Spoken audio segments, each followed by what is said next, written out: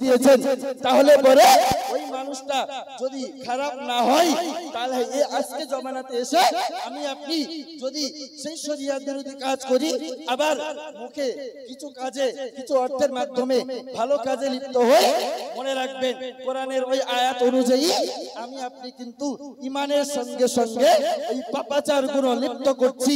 নিশ্চিত আমাকে আপনাকে আল্লাহর দরবারে এর জন্য কৈফিয়ত দেওয়া লাগবে। লাগবে না? লাগবে না? আল্লাহ পাক আমাদের সকলকেই বোঝার তৌফিক দান করুন, আল্লাহুম্মা আমিন। সকলেই একটু উচ্চ স্বরে তাকবীর ধ্বনি দিন। নারে তাকবীর, নারে তাকবীর।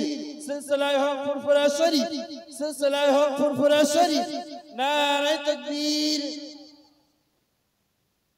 এখন আমাদের কাছে এসে উপস্থিত হয়েছেন সুদূর বাংলাদেশ থেকে আগত হযরত মাওলানা আশিক বিল্লাহ আশিকি সাহেব।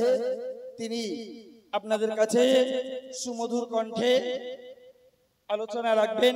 সকলেই যারা দূর দূরান্ত ঘোরাফেরা করছেন, অনেকটা সময় কাটাচ্ছেন, অতি দ্রুত এই পবিত্র মাহফিলে এসে বসে যান।